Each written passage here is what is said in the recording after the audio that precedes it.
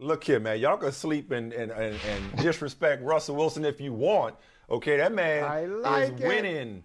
That man is winning at life. Okay, and ain't nobody out of his league. I ain't even in these streets no more. But that's inspirational, Jason Johnson. So listen, I'm just curious, man. How much are you missing your quarterback, and how is your search for a new team coming along? All he had to do after he said that is like, hey, let's ride.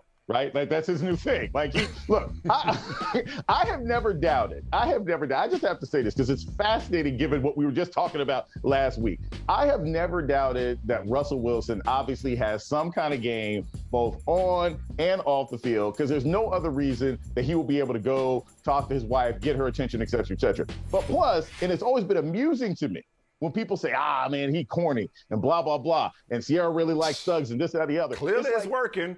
Clearly it's Whatever working. it is. The evidence is there. But on top of the evidence being there, this dude is like 5'10" and has 250-pound guys with 3% body fat running at him 17 times a year at 23 miles per hour. You think he cares what a bunch of purple drink rappers say about him? No. So I don't think he's even concerned with what most of these cats I wouldn't are saying. be. So, I wouldn't be. I got a ring. I got paper. And I got the woman y'all. Yeah, I got the woman y'all all wish y'all could have. Y'all fantasize about my woman, okay? Like, so anyway, listen, we got so much to cover with you, man. Yes. I got one more football-related question with you, though, is what should your old team, if you still care, do with DK Metcalf? With all these receivers getting paid, I feel like they should hit the reset button hard. Like, not a soft, medium reset, like, blow it all the way up. What should they do with DK Metcalf in Seattle?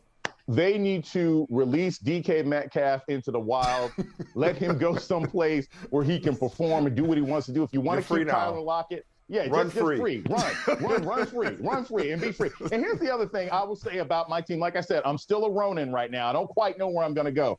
I am tired, and you all know how I felt that they should have chose Russell Wilson over Pete Carroll. Can I just say that I'm sick and tired of Pete Carroll's comments about Colin Kaepernick, about how it's on the owners to improve the number minor. I'm so sick and tired of his I would have voted for Obama a third time kind of progressivism. Okay? Because you know what? If you really cared about these issues, you wouldn't keep hiring your sons.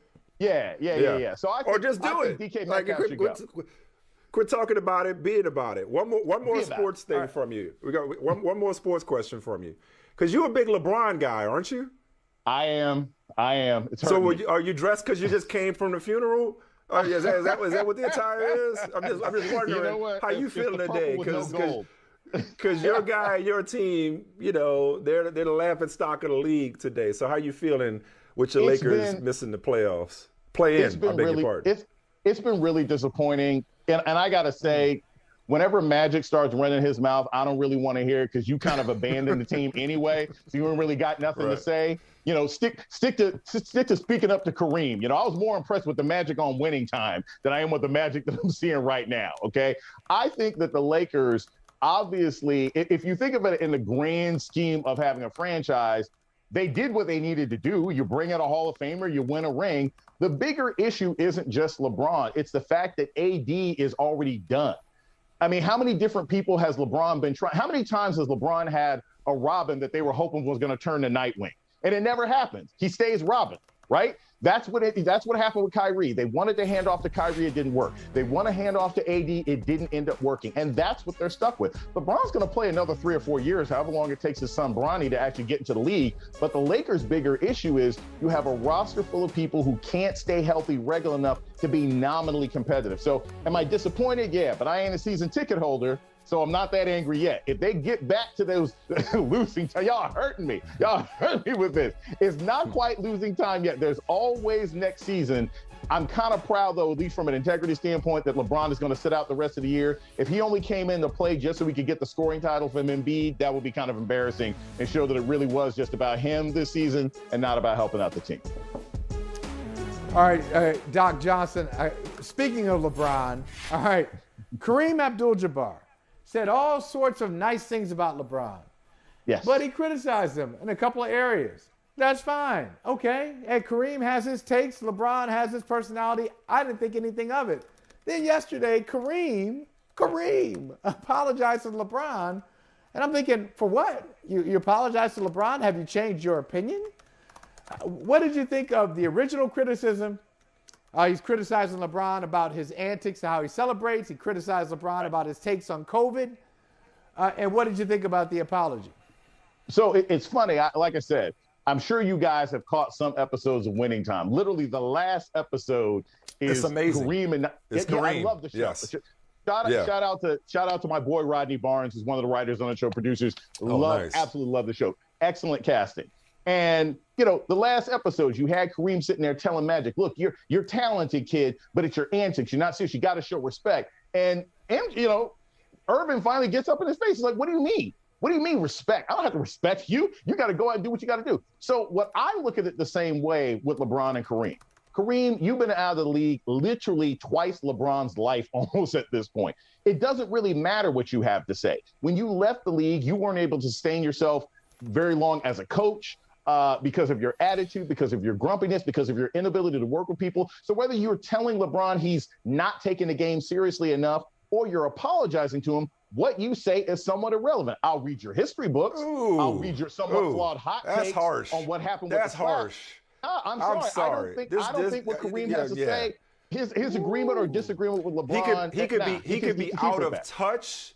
He could be out of touch and he could miss on certain things. I didn't like his respectability politics when it came to Will Smith and Chris Rock. He doesn't always get it right. But to say Kareem is irrelevant, far from it, because LeBron is standing on his shoulders. LeBron wants to be the level of activist and influencer and have the social conscience that Kareem had when it wasn't about just press and send. When Kareem had I got to take up for the GOAT now. When Kareem was out here boycotting Olympics, okay? When Kareem Abdul-Jabbar was getting booed for changing his name behind his religion, which they covered in the last episode. Yeah. I would love to see an episode of The Shop with these two sit down and talk it out, goat to goat, man to man, activist to activist. But we got to move on.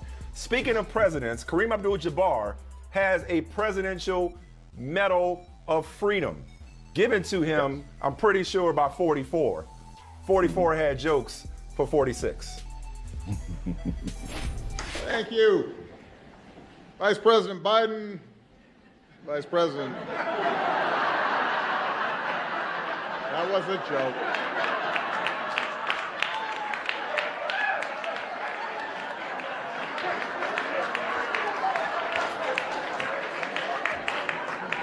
That was all set up. I heard some changes have been made by the current president since I was last here. Apparently Secret Service agents have to wear aviator glasses now. The Navy mess has been replaced by a Baskin Robbins. And there's a cat running around, which I guarantee you Bo and Sonny would have been very unhappy about. He's so cool. Yeah, he just likes to say, hey, let me just come in. Let me get these jokes off here. Let me just steal my house. Let me come back. Let me come back here, Vice President. I'm joking, but not joking. Not really. I love that Obama can come back and it's like, I got a type 5 that I want to run through. I just want to practice my type 5 on y'all and do everything. I mean, He looks relaxed. He got the hair on the buzz cut. Like you've never seen, and you can say this about George Bush as well. You can say this about Bill Clinton. There ain't nobody happier than former presidents like a year or two out of the office. They look like the chillest, happiest, most relaxed. The only one who's unhappy is Trump, and that's because he wanted to be a dictator and wanted to be there for life. But I mean, you had George Bush out there doing paintings and artwork and everything else like that. So Barack Obama is following a long line of former presidents who get to chill, be happy, and go back and sort of play the dozens on the people who followed them. Yeah. I got to admit to you, Doc. All right, so with Biden's, we know what Biden's approval ratings are. They're much lower than Obama's ever were. Okay, so he's having some issues, just kind of stating a clear vision and getting people on board. And I guess I'm one of those people who's not on board when it comes to. I'm just listening. I'm here. I'm observing the chat, but I'm not really jumping in when it comes to the pause that he keeps putting on student loans. Okay, we're going to pause. Why is he pausing it and not forgiving it? And what's the right move? Because Joe Biden ain't ever been the guy that people wanted him to be.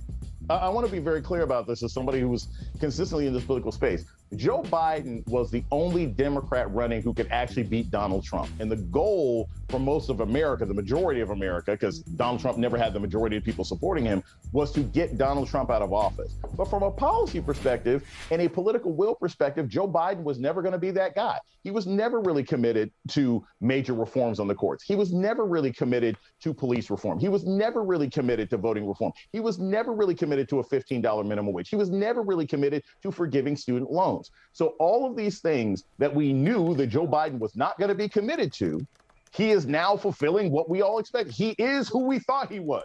Okay, to quote Denny Green, he is who we thought he was. And now he's going to blow the midterms because his inability to not just, I always push back on this. People say, man, if the Democrats just organize their message, the Democrats have a great message. They can say, hey, unemployment is down. We have managed some parts, even though it's not over, of COVID. We have given people money. We have, even it's been in fits and starts, we've had eviction moratoriums and everything else like that. It's not that people are unhappy with what the Democrats have done. It's that people are unhappy with all the things that they should be able to do with a president and the House and the Senate that they haven't done. And sometimes you get blamed for what you haven't done, not what you already done, which is part of why people are unhappy with LeBron. Well put. And you mentioned police reform on the same day that we learned that no charges, shocker, are going to be brought against the no-knock warrant officers who killed Amir Locke, a legal firearm owner in Minneapolis, where they're still healing from several of these, most notably, of course, George Floyd. What's the significance of this? I mean, that's not even the way I want to ask it, but it just feels like, you know, we've seen this movie so many times before, Jason. This is not a shock to anybody. Right. And yet we're still arguing over reform and defund, and people claim that it's just about messaging. What's your take on the latest in the line of cases like this? Yeah, it's disappointing, but it's not at all shocking, like you said, Michael. And here's the thing. Remember, the initial promise or hope was that we would get police reform, some sort of federal police reform, by the anniversary of George Floyd's death in 2021. Okay, we're almost coming up on the second anniversary of George Floyd being killed. And basically, Joe Biden and this administration have all but given up. And I have said all along that there was a symbolic solution that they could have used last year when Joe Biden decided that he wanted to say, hey, we've got to handle the crime wave. There's a crime wave going on. We have $300 million that we found in the couch of extra COVID relief money that we're giving to police departments. All the president had to do is say, look, we're tagging this money. If you want access to these federal funds, then you have to implement the reforms that we had in the George Floyd policing bill. So you can't force it. Okay, we understand that you can't pass it by law, but if you want access to this money, then you have to engage in these reforms. That was something that was within his ability. That was a symbolic change that would have been attached to actual changes at the ground that he did not want to engage in. And then he stands in front of America in the State of the Union earlier this year and says, we want to fund the police, which is a smack in the face to the hundreds of thousands of black folks, white folks, and everybody else who marched in a pandemic before a vaccine in 2020 to get that kind of change. People weren't marching for voting rights. They were marching for police reform, and Joe Biden has let them down. On a light note here, because I know you've been getting canceled for some of your food takes. If Joe Biden does nothing else, can he at least help Paula Patton learn how to season some chicken? Because I think we collectively can agree that Paula Patton, as perfect as she is in every other aspect of life, is struggling in the kitchen. Can we at least come together as a nation and help Paula Patton with this imperfection? See, the person who I feel the worst for is not just whatever children have been poisoned by whatever Paula Patton is trying to call that pink rubbery nonsense that she had. But I feel sorry for her mother because she put this on her mom. She said this was her mother's recipe. This is my mama's recipe, I know, right? Exactly. So now she raised wrong. Yeah. Right. Why are you gonna put this on your mom? You're too old. You should know better by now, Paula. She got the Lowrys here, though. She got the Lowrys. You know That's what? a good start. A friend of hers left that at the house. She didn't buy that. She didn't buy that. If she actually got a lot of it. Better. I didn't buy any of it. I didn't buy any of it. But I'll tell you this. I do like the fact.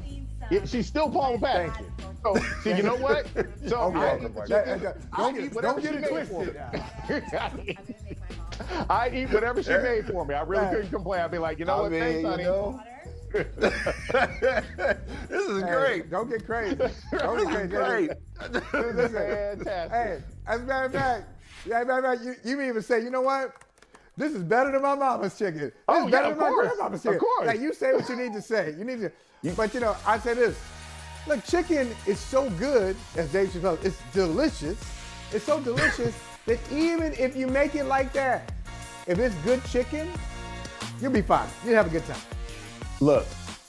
I would have told her I'm going to enjoy anything you make and I will pull out my wallet and say, because I'm consistent, baby. Because I'm consistent. Way to bring it full circle. Hey, first of all, you win it with me. First of all,